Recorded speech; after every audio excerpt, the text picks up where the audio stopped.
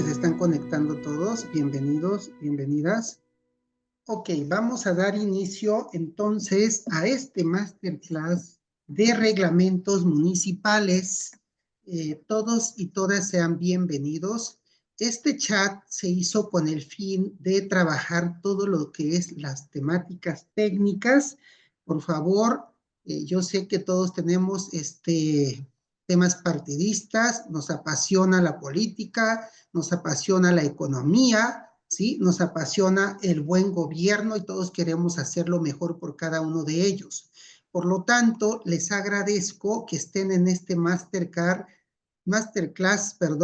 de reglamentos municipales y pues qué mejor tener uno de los grandes dictaminadores precisamente de la Dirección General y Dictaminación del Gobierno de Zapopan, precisamente en el RECAE, hacer estos reglamentos municipales con gran experiencia legislativa en la técnica legislativa en estos procesos.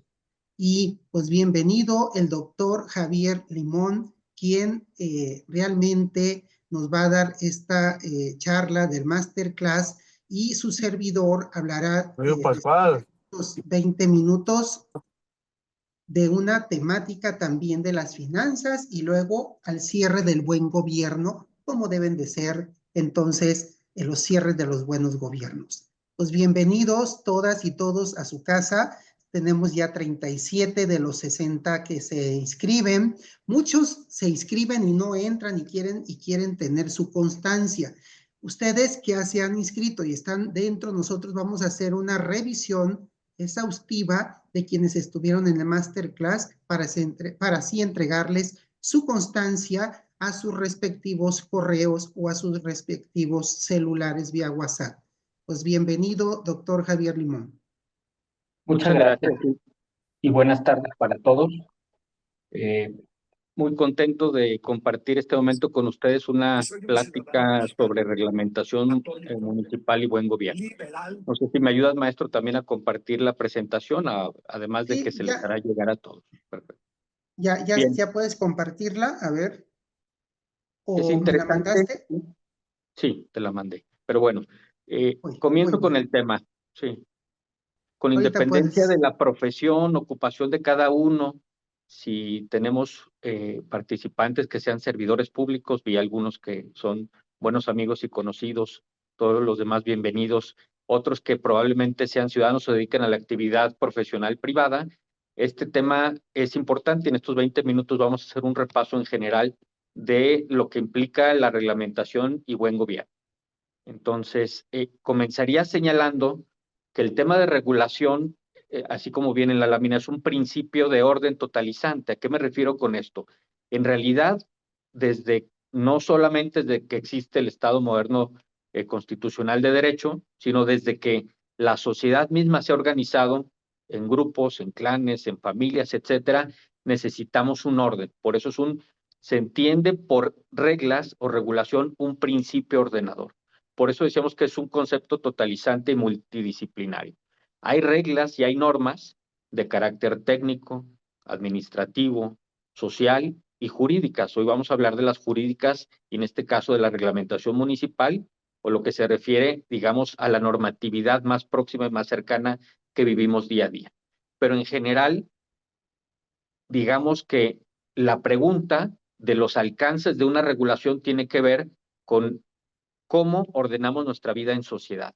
Siempre que hay caos, siempre que hay un problema, siempre que tenemos enfrentados posiciones de una persona con otra pensando que tenemos la razón, necesitamos un principio ordenador. Esto es la regulación, un principio ordenador. Por eso, algunos señalan que la emisión o promulgación de un conjunto autorizado de reglas que van acompañadas de un mecanismo que las hace efectivas de cumplimiento, eso es una regulación. Y la idea es que siempre hay una autoridad. Alguno de ustedes será autoridad en casa o tenemos una autoridad en el orden de nuestro trabajo, de nuestra profesión, en un gremio laboral, pero por supuesto en el Estado tenemos autoridades constituidas. Adelante, por favor, maestro. Listo. Y decíamos que el primer espacio de exigencia de orden es el desorden. Siempre que tenemos la posibilidad del conflicto, que además está latente en toda la vida social, necesitamos una regulación.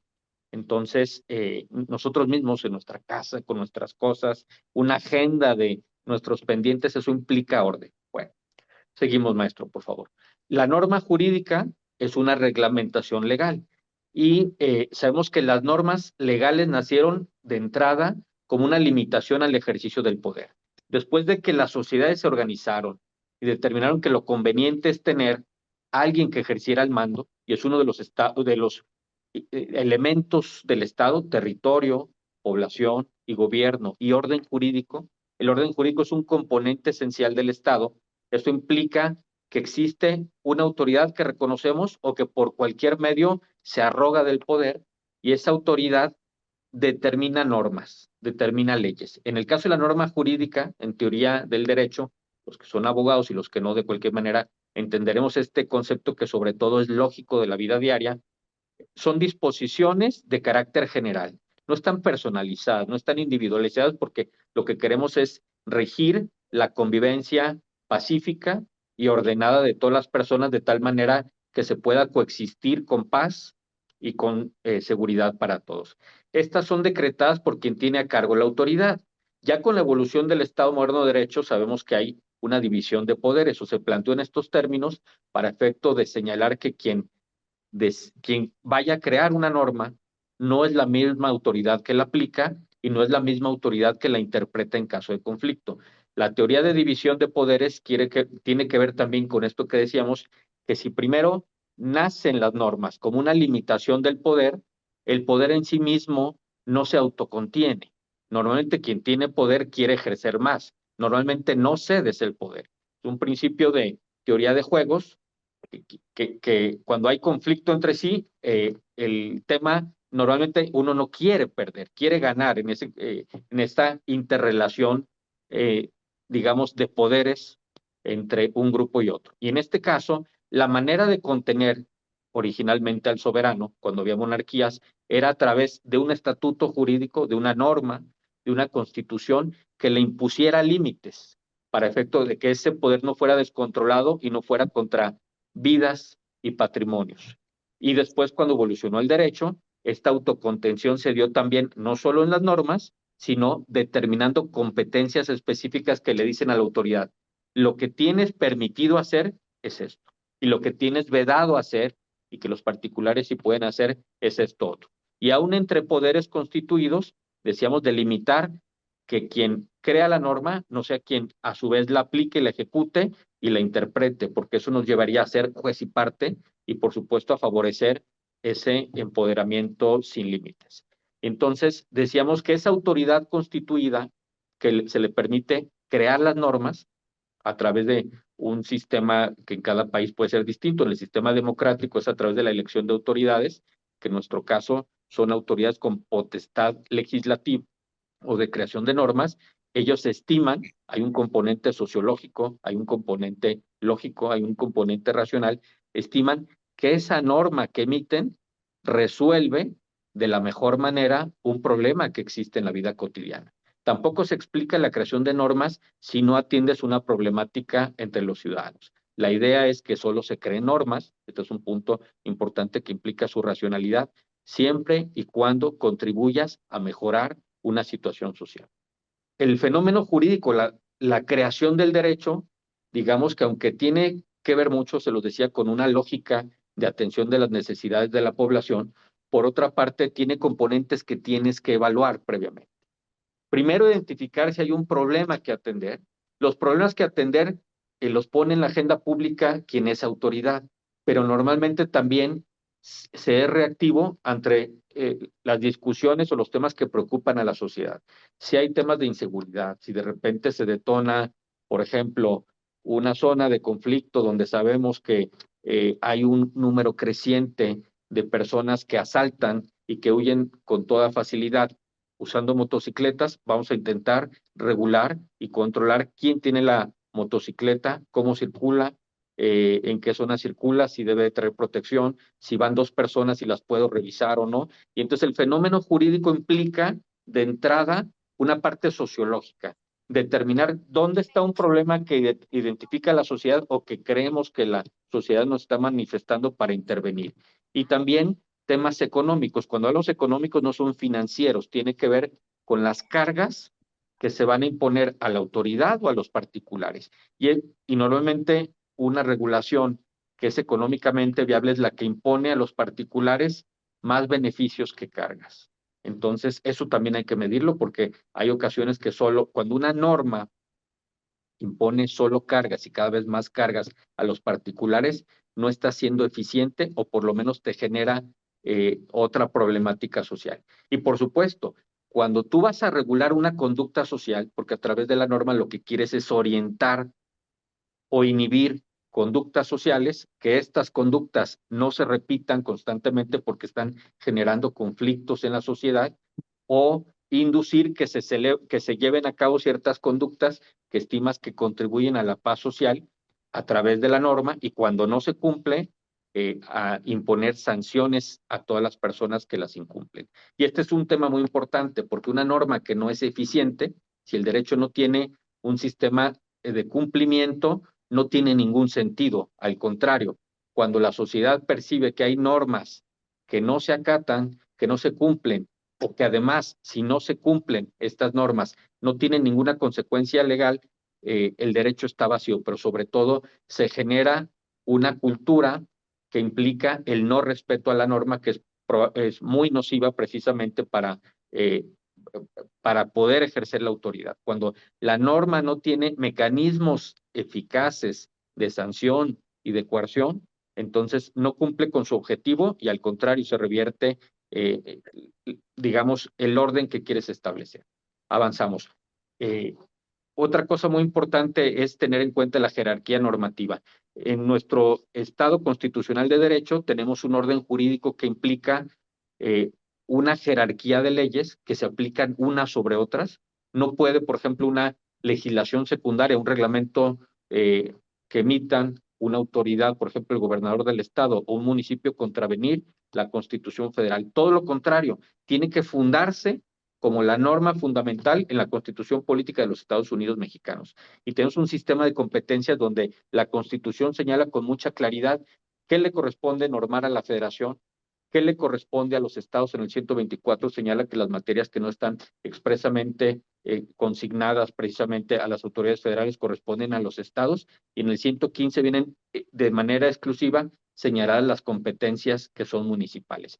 Y en esta pirámide normativa de tipo kelseniana, sabemos nosotros que cuando una norma, aunque se genere por una autoridad competente, por ejemplo, el Congreso del Estado de Jalisco, o un municipio de cualquiera de los del interior del Estado de Jalisco, si contraviene, por más que se emita con un procedimiento que cumpla con la ley en la parte, decíamos, de tramitología o procesal, si contraviene la ley es sujeto, por supuesto, de anulación y de no, en este caso, de no ser eficaz, porque decíamos que por el principio de jerarquía de leyes y la división competencial, tiene que ajustarse necesariamente a las normas de orden superior que le aplican. Entonces, aquí tenemos Constitución, legislación del Congreso de la Unión respecto a las normas generales, las leyes generales, y hay otras leyes que no son generales, que son de carácter federal, que aplican solo los organismos federales, la Constitución política que corresponde a cada entidad federativa, las leyes que emiten los congresos locales, y bueno, al último la reglamentación municipal, que aquí es muy importante señalar respecto de toda autoridad el principio de legalidad. Avanzamos, por favor, maestro. La rama del derecho público que toca la actividad del Estado y la regula es el derecho administrativo. Su pilar fundamental es precisamente el principio de legalidad, porque decíamos que si en algún momento se trató de contener el abuso del poder, a través del principio de legalidad se señala que toda autoridad, cualquier autoridad, ahora sí hablando incluso del legislativo, del ejecutivo y del judicial, no puede hacer más allá de lo que la ley expresamente le señala como una atribución o facultad. En cambio, el gobernado puede hacer todo aquello que la ley no le prohíbe.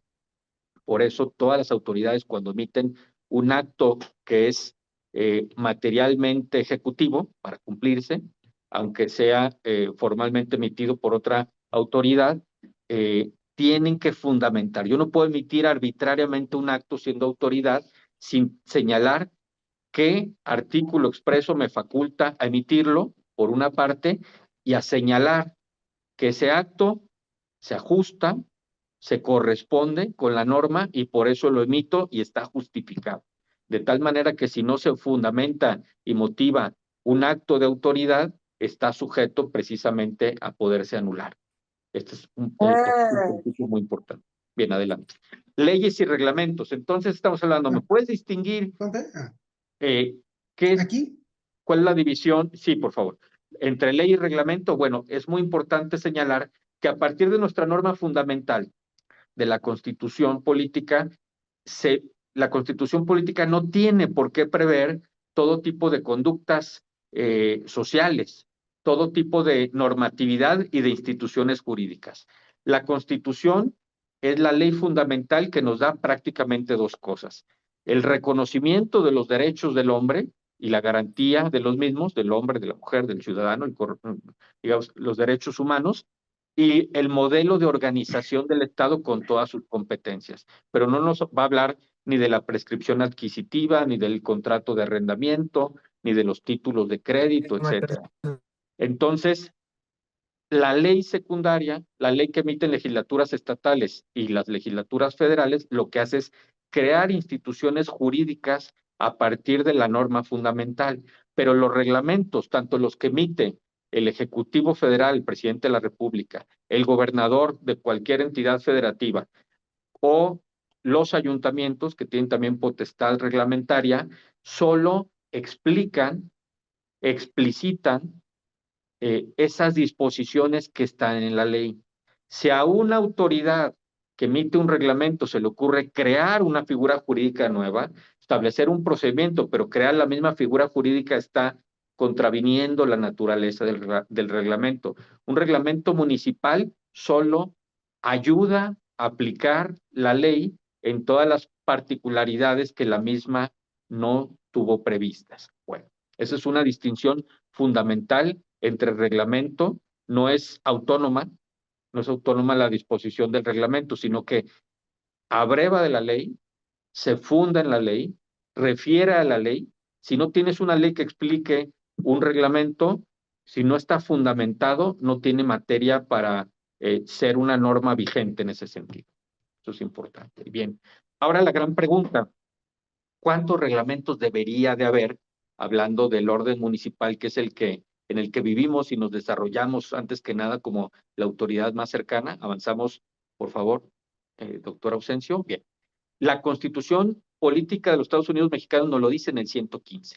Y siempre es una pregunta para buen gobierno, para saber si estamos faltos de normatividad municipal o si estamos en un caso concreto, cuando alguien es autoridad o cuando es gobernado y quiere consultar una norma, saber si hay suficiencia normativa.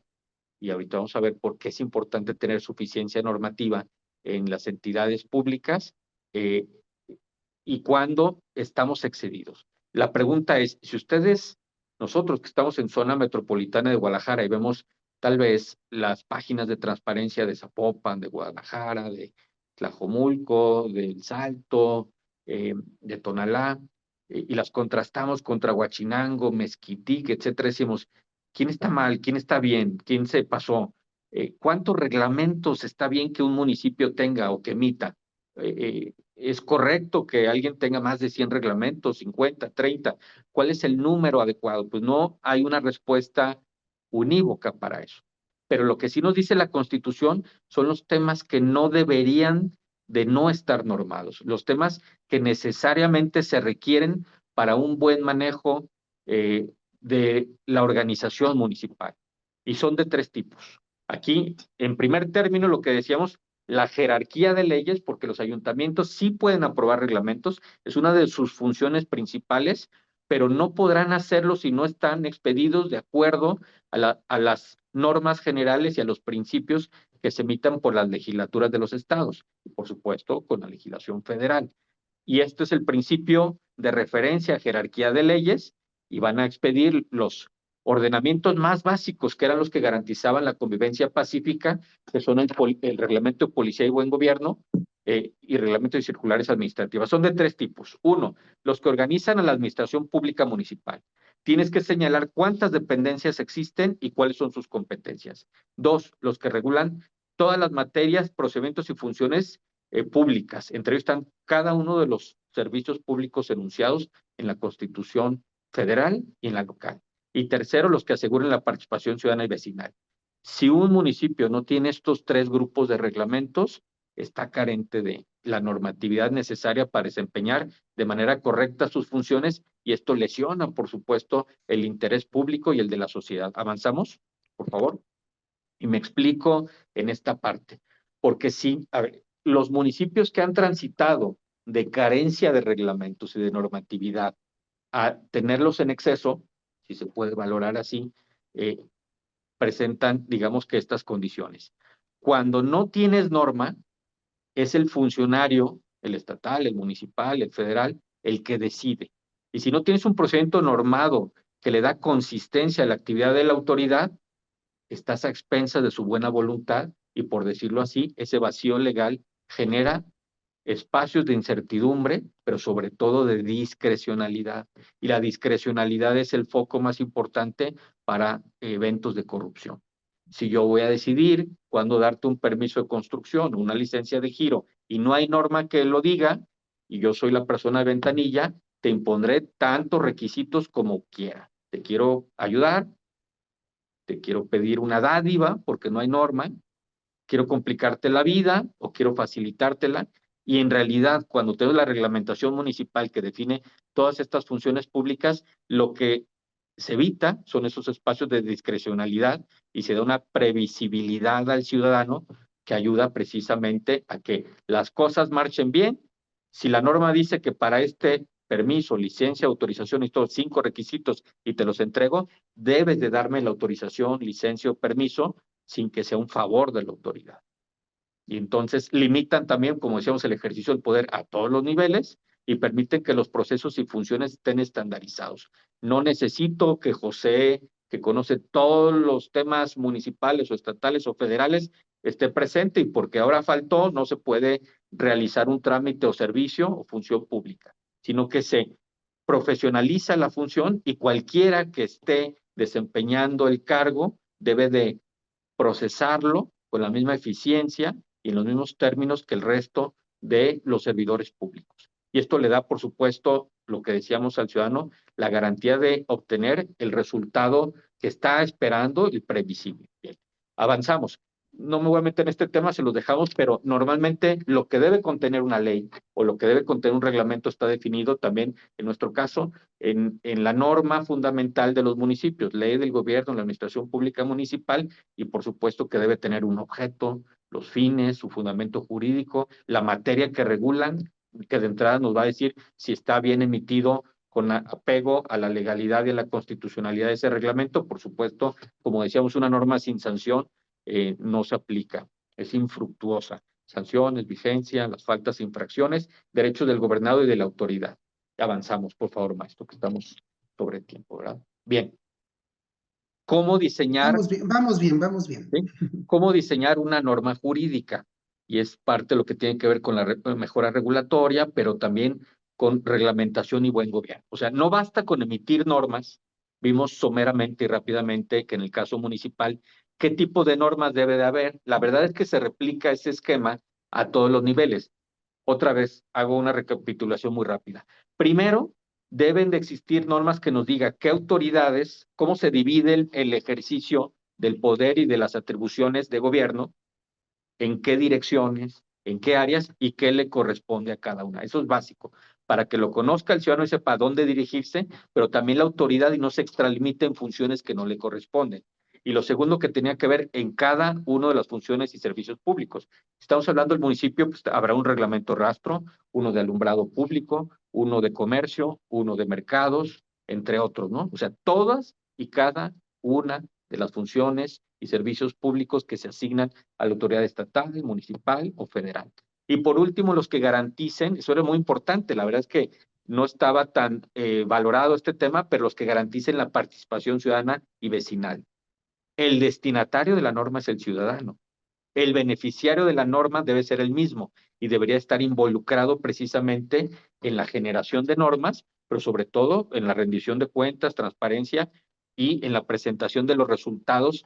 Cuando una autoridad decide por sí misma, a veces puede tener un sesgo ideológico, lógico, hay un partido de gobierno específico que pueda tener mayoría y saca sus proyectos de norma, pero esa norma necesita una revisión ex post, no solo ex ante, para efecto de si con una disposición o con un reglamento, con una ley, pensamos que íbamos a llegar a un determinado objetivo, debe haber una evaluación ex post que nos diga si lo logramos o no.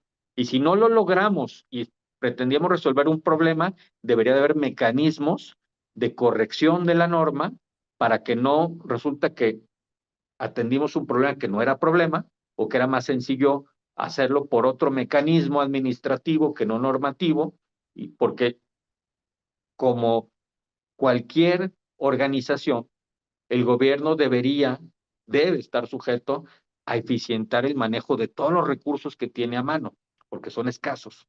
Y cuando hablo de escasos son los financieros, pero también los humanos y los tecnológicos y los de tiempo. Entonces, y los del ciudadano. Si a un ciudadano le pongo cargas y cargas y cargas, solo lo estoy complicando en lugar de facilitarle la vida, que es lo que debería de hacer la norma. Bueno, para hacer una buena norma, un presupuesto procesal, es que tengas un buen diagnóstico, que tengas toda la información disponible. Un enemigo de la generación de normas es la prisa, y que pienses que uno por sí o un grupo reducido tiene las soluciones a todo. Lo normal, por eso también las disposiciones en materia de transparencia es que un proyecto de norma, de ley, se tiene que poner a consulta pública y que puedan participar todos, todos los involucrados. Si voy a hacer una norma que tiene que ver con el manejo del rastro, lo ideal es que vaya y le consulte al director del rastro, que sabe la problemática actual, pero que también le consulte a todos los introductores de ganado para saber qué problemas, qué oportunidades ven, qué riesgos ven en una disposición, qué cargas administrativas, financieras, prácticas tienen en su trabajo diario para que sirva esa norma. Por ahí alguien preguntaba si una norma tiene la mayor jerarquía que una ley. Bueno, normas hay de todo tipo, hay sociales, morales, administrativas, económicas, etcétera. Norma es un principio, decíamos al inicio, un principio regulador, un principio de orden. Y una ley es una norma jurídica. Entonces podemos más bien hablar de normas como un género y una especie, una parte del tipo de normas, las jurídicas. Y dentro de las normas jurídicas está la jerarquía de leyes que va parte de, en cada nación, en cada estado, una norma fundamental y luego las leyes secundarias que se desprenden de ella. Lo que sí está claro es que las leyes son un tipo de norma, es una norma jurídica, y que el reglamento sí tiene una categoría inferior de, digamos, de relevancia, tal vez no de relevancia, más bien de ordenamiento o supraordinación respecto de la ley. Bueno, ahí me detuve con esa pregunta. Y entonces decíamos que hay que conocer los antecedentes para generar una ley, medir los alcances y tener indicadores. Y por supuesto hacer un checklist que dice, ¿es necesaria la intervención? ¿Existe el problema? Tengo 3 alternativas para atender el problema, para solucionarlo. ¿A qué población voy a afectar? ¿A qué población voy a beneficiar? Y uno va calificando los alcances de la generación de disposiciones, porque hacerla desde el escritorio puede tener consecuencias nocivas incluso para el propio servicio. Puedo pensar en mi cabeza que existe un determinado problema que no vive precisamente quien va a ser destinatario de la norma. Por eso, otra vez insisto, en ese componente social, pero sobre todo con las áreas que van a aplicar una norma o reglamento, es lo ideal consultar con ellas cualquier proyecto de legislación o reglamentos o legislación. Avanzamos, por favor, maestro. Por supuesto, una parte que por ahí venía, y luego les pasaré un manual a través precisamente del doctor Ausencio, las normas deben de tener coherencia y deben tener requisitos mínimos desde redacción, que sean claramente elaboradas, No hay que hacer normas. Algunas sí requieren un lenguaje técnico en ciertas cuestiones, pero en la medida que se pueda evitar, porque el destinatario es el ciudadano, en la medida que podamos hacerlas comprensibles para todos, vamos a evitar costos al particular, porque si emito un reglamento que no entiende el particular, a veces tiene que ir todavía a incurrir en costos adicionales para que un técnico, a veces con los reglamentos de urbanización o de edificación, necesitan contratar incluso un perito, un ingeniero, arquitecto, ya no digo para hacer la obra, para que se las explique y entiendan qué posibilidades tienen de construir un piso, 2 pisos, 3 pisos, 50 metros, 100 metros, etcétera. Entonces, lo ideal es que sean redactadas de tal manera que los entienda siempre cualquier ciudadano. Y deben tener, por supuesto, una estructura formal y lógica interna. Eso es en la parte, digamos, estrictamente de técnica legislativa, pero una que es muy importante respecto a su contexto, tienen que abordar la problemática específica que quieren resolver y una norma bien hecha siempre va a ser aquella que cumple su objetivo, ¿no? Eso es importante. Adelante, por favor. Y es de gran ayuda, es lo ideal que cuando se genera un proyecto de normatividad, estoy hablando de reglamento ley, se acompañe de una exposición de motivos, porque esa exposición de motivos debería estar elaborada de tal manera que te señala cuál es la causa que generó esa idea, esa propuesta, qué problema se quiere atender, de entre cuáles alternativas se evaluaron para resolver ese problema y por qué se decidió que la emisión de una determinada legislación, normatividad, reglamentación era la más adecuada para resolver ese problema, para atenderlo, para generar condiciones de bienestar en la población. Eso es importante porque cuando tengas una duda de la propia ley o cómo aplica, qué quería hacerse, en este caso la exposición de motivos son las razones que te ayudan a interpretarla. Así se decía, los métodos de interpretación no es el auténtico, el que decías, ¿qué quiso decir el legislador? ¿Qué motivó que emitiera una norma en este sentido cuando hay a veces contradicciones o vacíos o inexactitudes o imprecisiones? Entonces, la exposición de motivos es muy importante en ese sentido. Y creo que había por ahí una pregunta ahorita, luego, ¿cuál era? Okay. A ver, adelante, por favor. Mejora regulatoria, creo que ya estamos en la recta final de este tema. Bueno, adelante, maestro, por favor. Bien, la calidad de la regulación está dada no en el número de disposiciones que se emiten. La verdad es que es algo que a veces una dinámica en la que entran los órganos reguladores, las legislaturas, los ayuntamientos, y a veces piensas que más es mejor, que el mayor número de normatividad ayuda a que sea más funcional un municipio, un gobierno, etcétera, y no es así. Por eso era importante el tema que puso el maestro respecto de esta exposición, reglamentación y buen gobierno.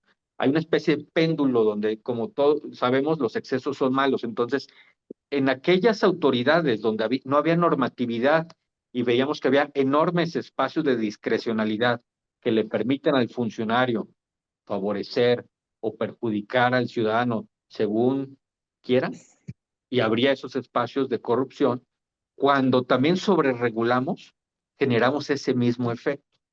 Y eso implica que cuando hay sobre un mismo tema 5 o 6 disposiciones o 3 o 4 reglamentos y se contraponen entre sí, pasa lo siguiente. Ni el funcionario que le toca aplicarlos los conoce. Segundo, cuando los conoce, no sabe cómo aplicarlos porque son de la misma jerarquía, reglamentos entre sí, y entonces entras en principios de interpretación de norma posterior aplica sobre la anterior, derogación tácita.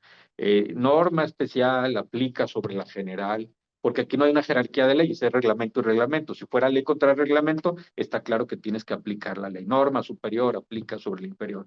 Pero para no entrar en esos conflictos, lo que hay que entrar son procesos de mejora regulatoria. O sea, mejores normas implica también desregular, que no se satura en un berenjenal de disposiciones jurídicas ni el funcionario que las aplica, y menos el ciudadano que tiene que observarlas, porque después no las conoce. Sabemos que hay un principio de derecho que dice el desconocimiento de la ley no exime de su cumplimiento. Pues sí, pero cuando tienes 80, 90 reglamentos, 200 leyes, no ayudas pues a que en ese sentido, para empezar lo que decíamos, que la norma si no se conoce o no se hace cumplir, no es eficaz, no tiene ningún sentido emitir reglamentos que no se cumplen. Por eso, una tarea, una de las más importantes para los municipios o para cualquier órgano de gobierno que no tiene normatividad, debe tener esa suficiente que hablamos. Todos sus servicios, todas sus funciones públicas, su organización con competencias claras y específicas, y tercero, los componentes de vinculación social para que participe el ciudadano en la toma de decisiones. Pero lo último, cuando ya rebasaste ese nivel mínimo de normatividad que necesitas, hay que darle una repasada periodo tras periodo de gobierno para que la norma sea funcional, para que se entienda, para que no sea complicada. Y lo último que viene ahí son justo los principios de lo que se llama Smart Regulation o regulación inteligente. La norma tiene que ser racional, tiene que ser coherente, tiene que ser eficaz, debe haber una necesidad de emitirla. Es el último punto de la presentación, maestro Ausencio. Debe ser proporcional, debe haber una debida argumentación para haberla elegido, seleccionado, emitido, y debe tener un diseño estratégico que permita evaluarla como cualquier programa, como cualquier proyecto que implique un mejoramiento continuo de la misma. Entonces, con esto concluyo. Déjame ver si alcanzo a ver, por ahí había alguna opinión o pregunta, pero si no, ya terminaríamos con esto. Sí, ¿Desean preguntar, por favor? Tenemos 5 minutos. Hay unas notas que tenían que ver con algún libro que recomiende sobre temas de mejora regulatoria. Los voy a hacer llegar, tanto uno de técnica legislativa como uno de mejora regulatoria a través del doctor Ausencio. Sí. Una pregunta. ¿Alguien que desee preguntar? Ok, a ver. Ok, en cuanto Adelante. a la creación, perdón, en cuanto a la creación de los reglamentos, manifestaba que era importante tener un diagnóstico. Ese diagnóstico partía de tener ese acercamiento con la ciudadanía, ¿verdad? A partir de en dónde va enfocado ese reglamento, tener un acercamiento y hacer un estudio minucioso en conjunto. ¿Era correcto? Sí, correcto, es un componente fundamental. Creo que incluso los mejores reglamentos parten de estar incluso en la mesa con los sectores involucrados, con la sociedad, todos los que deseen participar, debe haber una mesa abierta, pero sobre todo con los sectores involucrados. Ese diagnóstico, de hecho, es que el gran problema, decíamos, de alguna normatividad es que se hace desde escritorio y que no, ese diagnóstico no se tiene tiempo para elaborar. A veces se piensa que hay que sacar la norma, etcétera, porque yo ya más o menos diseñé el problema, identifiqué un problema, diseñé las alternativas de solución, pienso cuál es, aunque sea un grupo pequeño, eh, lo mejor es que sea multidisciplinario, pero que se involucren todos los funcionarios que van a tener que ver con la aplicación de esa norma, los que tienen que ver como destinatarios de la misma, y por supuesto creo que eso va a dar éxito a la elaboración de la norma, pero sobre todo el cumplimiento de los fines, que es en el fondo eso que decíamos al principio, el principio regulador, ordenador, es la contribución que se quiere hacer a la sociedad para que viva mejor, para provocar beneficios sociales que hoy no tenemos sin norma. Es como si hiciéramos un experimento, grupo objetivo antes de intervención y después de intervención. Debería de permitirse ese análisis para decir, así estaba este grupo social o este sector de la población sin este reglamento y después del reglamento. Y como dice, el diagnóstico es fundamental, fundamental. Muchas Bien, gracias, sí, licenciado no, Javier, queda muy claro. Gracias. a la orden. Alguien también preguntaba de las comunidades, pueblos originarios que se rigen por usos y costumbres. A veces es un tema súper interesante porque, a ver, ¿cómo les aplica? A todos nos aplica el principio de jerarquía de leyes, pero también está reconocido a nivel constitucional el respeto de usos y costumbres. Entonces, puede ser que la normatividad de carácter estatal o incluso la municipal choque con algunas de sus disposiciones, y creo que el límite de esa posibilidad de no imponerles de manera externa disposiciones que chocan con sus costumbres, o los límites siempre van a estar dados por dos cuestiones. Una, que debe ser el respeto de los derechos humanos, que no se transgredan de ninguna parte, de ninguna forma con los usos y costumbres, creo que serán sus límites autorregulativos que le reconocemos. Y el segundo, que tendrá que ver con que ellos estimen las mejores soluciones para problemas muy concretos que tengan. La verdad es que la formulación de normas, como decíamos, solo tiene como propósito resolver problemas. Entonces, de alguna manera, la comunidad es quien mejor sabe cómo atender sus problemas, pero los límites sí van a ser, en este caso, creo que siempre, el respeto a los derechos humanos. Y aún así, los derechos humanos a veces entran en colisión. Y ahí es importante que la autoridad constituida tenga buen juicio. Estamos hablando de quien interprete el derecho, quien esté constituido como tengamos oportunidades. Listo, y muchas gracias. Un gusto estar con ustedes. Muchas Doctora Ausencio, gracias, muchas doctor gracias por la Javier invitación. Limón. Al contrario, muchas gracias. Les comparto el Continuamos. material que quedé con usted a través suyo. Sí, muchas gracias. Ahorita terminando el masterclass, lo paso a todos. Si gustas quedarte, no pasa nada. Bienvenidos. Rápido vamos a hablar sobre la otra parte del contexto mundial y las finanzas públicas, lo que está sucediendo actualmente. ¿Qué sucede y cómo los municipios, a través de estas reglamentaciones, van a poder salir avantes? Porque todos parecieran que en este llamamiento que tuvieron la semana anterior, se pusieron de acuerdo para poder atender ciertos compromisos internacionales, como algunos recibir a los emigrantes, tener centros de acopio y todo, y seguramente lo pueden pasar por seguridad nacional, no sabemos todavía, pero dentro de este masterclass lo que queremos es identificar el contexto mundial y las finanzas públicas junto con la reglamentación municipal, y por eso el buen gobierno con unas buenas entregables o requisitos entregables. Entonces, prácticamente es lo que vamos a analizar en este orden de ideas en estos 10, 20 minutos, mientras llega ya el licenciado Isaac también, que está en otra conducción. Sí. El contexto mundial y las finanzas públicas es muy importante analizarse desde una perspectiva recaudatoria, y lo he mencionado, que es necesario que haya una buena recaudación, pero una buena distribución de estos preceptos recaudatorios. ¿Por qué? Porque va a haber menos recursos.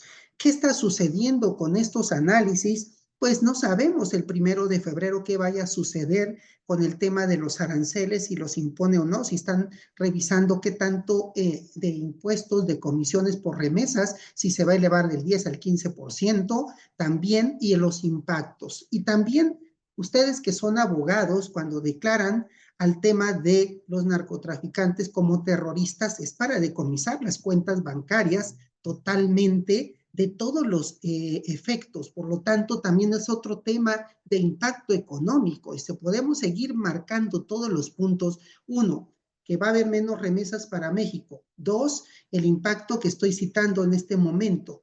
Tres, que entonces en una guerra de aranceles, ¿quién gana? ¿Quién pierde? Pues el que tenga más poder adquisitivo. En este análisis también hay mecanismos de documentos muy interesantes donde Estados Unidos únicamente exporta a México el 16% y nosotros le vendemos a ellos el 80%. Entonces, pues ahí está la balanza descompensada en ese sentido, y también vamos a ver esos análisis de perjudicaciones. Entonces, ¿qué va a hacer el municipio? ¿Qué tenemos que reglamentar? ¿Qué tenemos que modificar? Algunos están diciendo, pues yo voy a dar 3 meses de rentas a los que se vengan de allá para acá. Nosotros vamos a tener 5,000 empleos en el caso de Bahía Puerto Vallarta. Y así empiezan a marcar análisis y tendencias, y podemos también atender estos efectos de análisis internacionales. No se diga en la zona fronteriza cuántos son los impactos de todos esos empleos que se van a perjudicar o que tenemos. Déjenme comentarles prácticamente dentro de estas diapositivas la política económica, pues ustedes saben que es un instrumento donde los gobiernos utilizan una serie de variedad de instrumentos de política para influir en la economía, como la política fiscal. Buscamos ¿qué? Recaudar a través de impuestos, recaudar a través de temas monetarios, llámese a la mejor con divisas y así sucesivamente. Estos objetivos de esta política que vamos a analizar o instrumentar o buscar alcanzar objetivos con el crecimiento económico para buscar estabilidad de precios y el buen empleo. Nosotros decimos, bueno, ya nos incrementaron el salario mínimo por arriba de la inflación. Excelente, eso no cabe duda. También los programas sociales son muy interesantes. ¿Por qué? Porque ya están dentro de la Constitución, pero nosotros tenemos que buscar crecer. Y yo creo que dentro de la política económica, el Plan México que presentó la doctora Claudia Sheinbaum, yo creo que es un buen referente, pero yo creo que el Plan México debe de persistir en las pymes.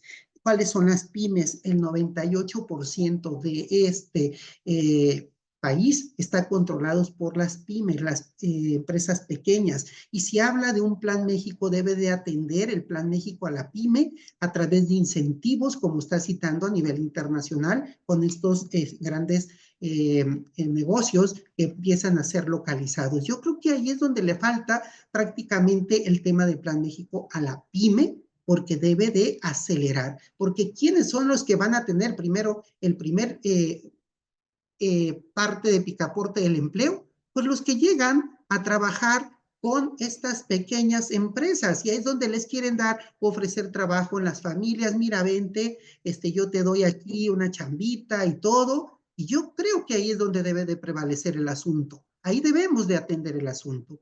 Importancia de este análisis económico. El análisis económico es fundamental para diseñar e implementar una política efectiva que responda a las necesidades de la economía.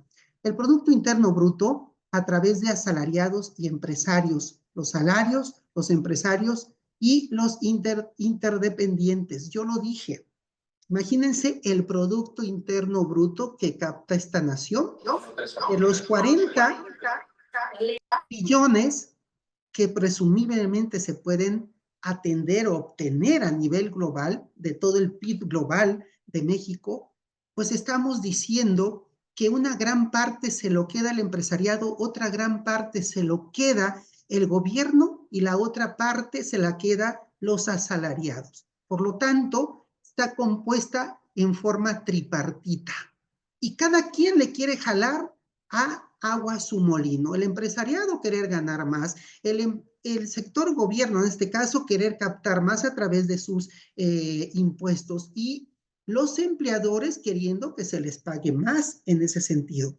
Entonces, yo creo que ahí es donde debemos de empezar a atender esa tesitura macroeconómica para que llegue a componer más esta parte del asalariado con más beneficios. Y no podemos elevar mucho más el salario porque también puede afectar la inflación, pero sí les podemos dar, en este caso, los accesorios, si le podemos decir. ¿Qué es un accesorio? Pues apoyos Infonavit, apoyo a la seguridad social, puntos de referencia, a eso me estoy refiriendo con esos análisis. La economía entonces debe ser creciente, factores de crecimiento, en este caso un crecimiento económico sostenible para generar empleo, aumentar ingresos y mejorar la calidad de vida.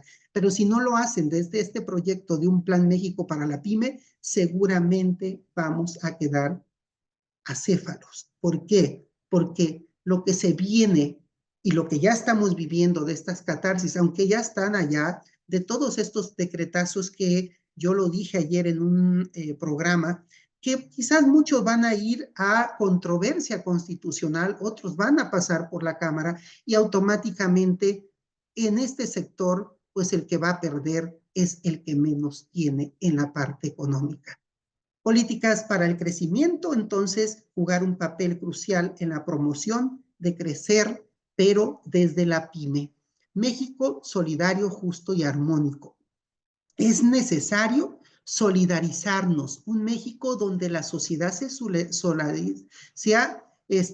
solidarice con al menos los más desfavorecidos, promoviendo la justicia social y equidad. Eso está claro. Actualmente se está haciendo eso. Con justicia, un México que garantice el acceso a la justicia para que todos con un sistema judicial independiente y transparente atienda precisamente este análisis. Y una armonía, un México que promueva la armonía social, la conveniencia pacífica y el respeto a la diversidad cultural.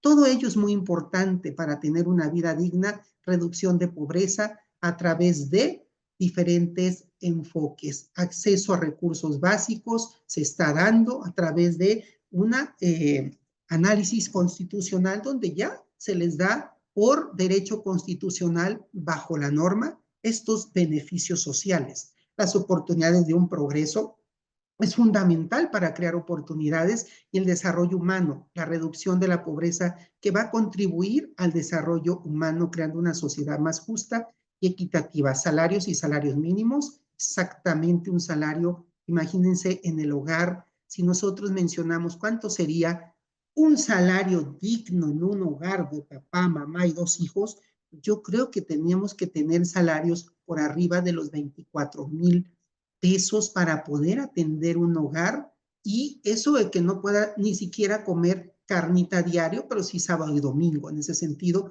yo creo que sí se puede dar ese análisis de estos salarios que se han incrementado. Después, el subsidio federalizado y universal. Aquí están, ya se están marcando, el gobierno está atendiendo esos subsidios federalizados universales, y esos subsidios, pues prácticamente ya están atendiendo otra parte de la edad de 60 a 64 a las mujeres productivas, que seguramente son las que forman el núcleo familiar, el soporte del núcleo familiar, y las están haciendo muy bien en esos programas. Sin embargo, ahorita nos podemos pensar y debemos de podernos poquito hacer un stand-by y decir, ¿qué está sucediendo con todo esto que nos va a, ¿sí?, afectar desde el ámbito internacional? Estados Unidos dijo, primero sello mi frontera, ayer lo dijo, ha cerrado fronteras. El CBP One, que era un tema de quédate en México, pero yo te voy a dar citas para que poco a poco te vengas conmigo a través de un asilo político, un asilo de que no estás allá bien porque te están matando en tu país por diferentes causas. Entonces era un programa pues que automáticamente atendía, y que también tenía que atender el gobierno internacional de Estados Unidos con beneficios económicos, y ahora con estos derramamientos pues es una catarsis. Entonces, ¿quién gana? ¿Quién va a perder en una economía? ¿Y qué tanto pueden los municipios aportar? Primero, los municipios tienen que dar asistencia técnica, tendrán que cambiar algunos reglamentos, tendrán que sacar de su cochinito del presupuesto, pero ustedes ya hicieron presupuestos que quedaron ad hoc, sin atención a estos temas internacionales. ¿De dónde le van a jalar ahora la cobija? Y para implementar esos programas tendremos que hacer modificaciones a los presupuestos municipales, pasar por los cabildos para que hayan esas modificaciones presupuestarias, y es lo que van a vivir ustedes en estos momentos de esos efectos que se vienen. Por lo tanto, debemos de hacer una mejor distribución del gasto, priorizar el gasto en qué, gasto social, gasto de inversión, gasto de deuda o gastos que generen productividad, eficiencia del gasto y rendición de cuentas. Es muy importante rendir cuentas con base a lo que ya se ha dicho a través de metas, a través de, cuando ustedes hacen reglamentos, todo reglamento tiene que llevar techo presupuestal, impacto presupuestal. ¿Cuánto va a ser el cambio por el tema de reglamentos, temas verdes, o temas de reglamentos de vialidades, incluso por el tema de archivos, cuando pasó hace 8 o 10 años, seguramente ustedes como expertos saben, que los municipios no estaban preparados para atender la ley del reglamento de archivo, tuvieron que crear sus propios reglamentos municipales, y ahí les afectó un poco porque tenían que tener un responsable y pues muchos de los municipios pequeños dicen porque es el responsable, el secretario del ayuntamiento, el director jurídico, y hay que ponerle un asesor ahí, un auxiliar que atienda todo el tema de la digitalización de archivo y todo ello. Imagínense con todas estas problemáticas o impactos que se puedan generar. Entonces, pues realmente nosotros lo que estamos prevaleciendo es que vienen cosas muy duras dentro de este efecto, pero ustedes deben de estar preparados durante la administración. Les toca hacer un llamamiento y un enfrentamiento a mejorar una mejor distribución de la recaudación, pero también de un buen gasto público, social, humanista, de inversión. Lo decía hace ratito. De cada uno de ellos y que deben de atenderse con justicia social. Por lo tanto, yo los invito a que a través de este masterclass, ¿sí?, y del buen gobierno y de grandes reglamentos, nosotros además promovemos los cursos de certificación. Esos cursos de certificación de técnica legislativa, certificación de las finanzas públicas o incluso de la entrega-recepción, son muy importantes. Déjenme les pongo. Se está cortando un poquito, maestro. Estoy moviéndome, perdón, ¿ya? ¿Ya me escuchan bien? Así es. Ok. Sí, se escucha. Entonces, bien. Dentro de este curso que les quiero, ¿sí se ve? Certificado, curso certificado técnica legislativa. Por ahí hay unos regidores que ya han tomado este curso, ¿sí? Está totalmente certificado y son 20 horas. Lo pueden ver en videos, son 5 módulos de videos que duran 3 horas cada video. Y es muy importante porque son grandes maestros del Senado de la República, de la Cámara de Diputados, de todos, de diferentes extractos políticos. Vladimir está en Cámara, Víctor Manuel Sánchez fue secretario general del Ayuntamiento de Guadalajara, diputado federal y local. El maestro Eduardo Martínez está en el grupo parlamentario en el Senado de la República, en mesa directiva. Maestra Karen Anel también están dentro de, y ellos precisamente atienden todos estos preceptos que les van a ayudar a ustedes a mejorar su información, sobre todo de atender ese tipo de trabajos que están haciendo arduamente en ese sentido. Otro de los temas que sí quiero hacer mención antes de el programa del contexto mundial, está muy anglosajón, no se crean, está el diseño nada más, bien como si fuera el Banco Interamericano de Desarrollo. Este es otro de los cursos que promovemos, el contexto mundial y las finanzas, pero ya a detalle con los expositores, los módulos. Cada uno de los módulos son 10 módulos precisamente: economía y crecimiento nacional, México solidario, vida digna, hogares familiares, subsidios federalizados, subsidios universales, distribución del gasto. Cada uno de ellos son muy importantes ser debatidos desde la municipalidad, porque seguramente ahora que estuvieron todos los municipios del país, y yo escuché en los medios y en algunos presidentes municipales que dicen, pues sí, me llevaron para comprometerme con agua, con proyectos, con el FAIS, y ese FAIS pues ya está totalmente etiquetado, ya me dijeron que me lo voy a gastar en agua y temas de drenaje y todo, y ya me lo etiquetaron a nivel federal. Ya ni siquiera ni yo voy a poder atender ese programa porque ya viene desde el análisis nacional en qué lo vamos a gastar. Entonces, pareciera que el centralismo nos llevó hasta acá y no podemos maniobrar. Por lo tanto, tenemos que atender la mejora y eficiencia recaudatoria, pues para poder hacer algo desde el ingreso propio nosotros a través de esos programas. Y también, por último, en el tema del buen gobierno. El buen gobierno a través de buena entrega-recepción. Nosotros también hicimos ese tipo de certificado que tuvo éxito también en los que tomaron los cargos y los que se fueron. Dentro de ellos, pues automáticamente gente de la Auditoría Superior de la Federación de la Auditoría Superior del Estado estuvieron atendiendo todos estos programas, desde la normatividad para un buen gobierno, cómo hacer una entrega, cómo hay una metodología específica completa de una entrega de un buen gobierno, una responsabilidad de los derechos y obligaciones que se tienen, porque muchos nada más toman el cargo y no saben ni sus derechos y obligaciones que están enfrentando tener ahí, expedientes técnicos de obra, de entrega-recepción, ingenieros de obra pública que estuvieron atendiendo un checklist completo de diferentes obras. Todo eso está documentado dentro de estos módulos. Y por último, la entrega, recepción y revisión de la posentrega, a través que esta señorita María de Lourdes ahora es la procuradora fiscal, pero estaba dentro del órgano de la unidad de vigilancia dentro del Congreso del Estado y que también fue partícipe de todos estos paquetes e instrumentos de estos documentos. Por lo tanto, yo los invito a que como regidores, como asesores, como cabildeadores, como tomadores de decisiones dentro de sus gobiernos municipales, atiendan, número uno, la reglamentación municipal. La reglamentación municipal, en forma general, actualizar todos los reglamentos municipales para que con eso podamos ejercer mejor recaudación.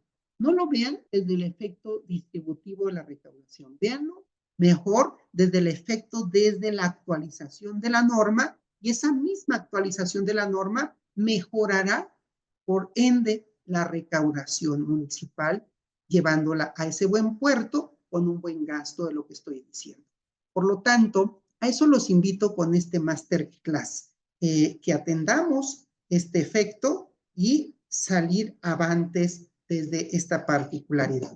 El maestro José Isaac iba a hablar un poquito en el tema de el buen gobierno enfocado. Él es abogado corporativo y aparte divulgador jurídico.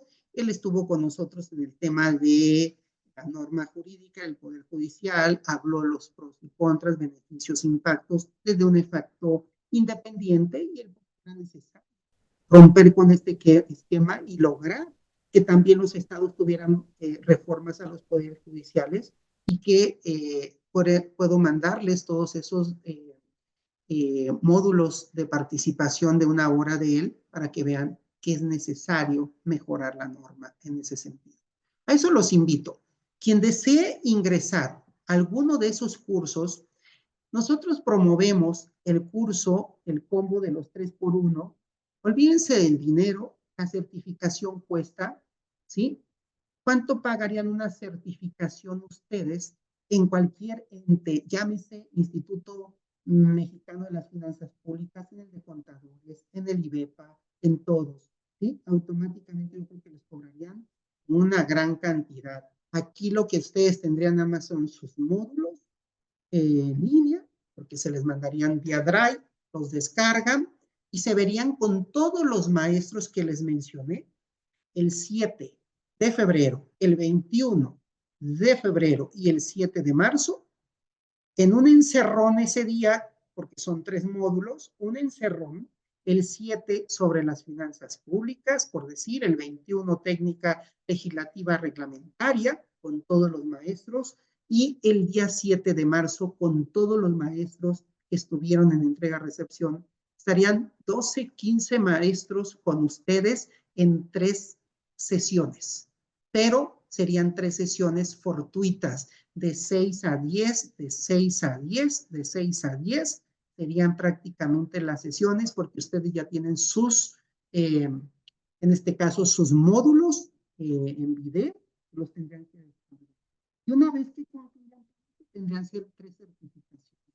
Eso lo verían a través de este instituto, que fortalecemos la capacitación técnica para ustedes. Y este grupo que se creó, por favor, es técnicamente para ustedes, para que quien desee ingresar a esos talleres sean bienvenidos, aparte de los diplomados, aparte de los cursos y todo, porque lo que buscamos es una profesionalización especializada para ustedes en ese sentido.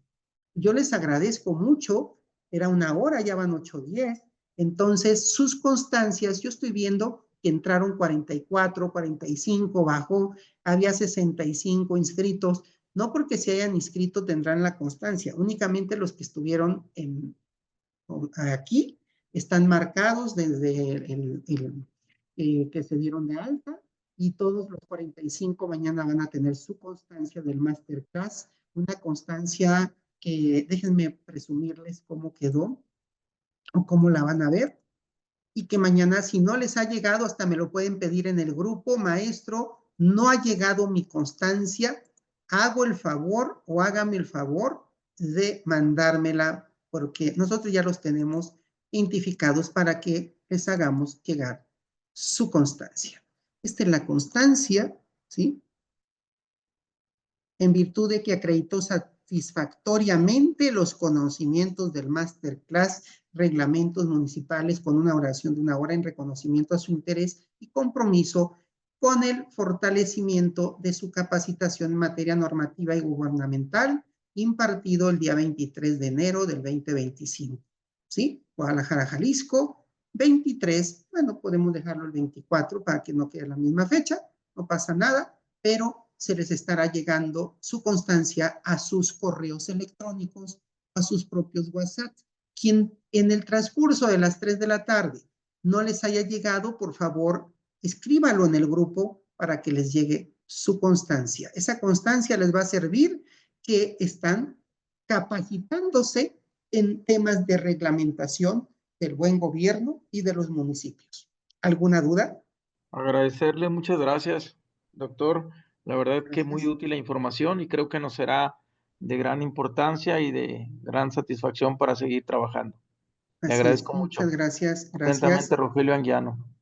Ok, Rogelio Anguiano. Qué bueno, porque estoy viendo el número, dije, pues, ¿quién es? Ya con eso identificamos. Rogelio Anguiano, en tu constancia. ¿Alguien más?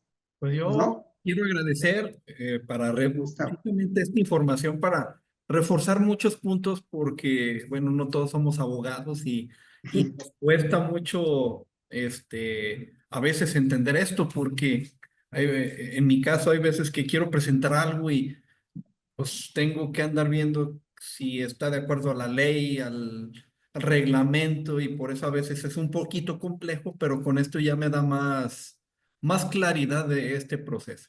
Muchas gracias, Gustavo. Maestro Francisco Padilla. No, ok, no escucha, está todo bien. ¿Alguien más?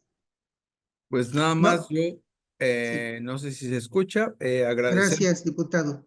Por la posibilidad y la invitación a los compañeros. Realmente es una información muy, muy importante que pues no queda más que agradecer por compartirla, y creo que a todos nos va a servir ahora en estos momentos, y no dudo que en un futuro sea una herramienta muy, muy práctica que podamos utilizar. Gracias, y gracias a tu equipo. Muchas gracias, diputado Bruno Blancas. ¿Alguien más? Ya saben, quien guste, ahí estamos para atenderlos, para que mejoren sus dependencias, y ya saben lo que viene en sus municipios. No se preocupen si se van a modificar los presupuestos, los van a tener que hacer modificables. ¿Por qué? Porque tienen que ser operantes a estas estrategias que vienen a través de estos impulsos internacionales. Muchísimas gracias y nos estamos viendo, y mañana llega su constancia a más tardar. Buenas noches, nos estamos viendo. Buenas noches a todos, que descansen. Bye.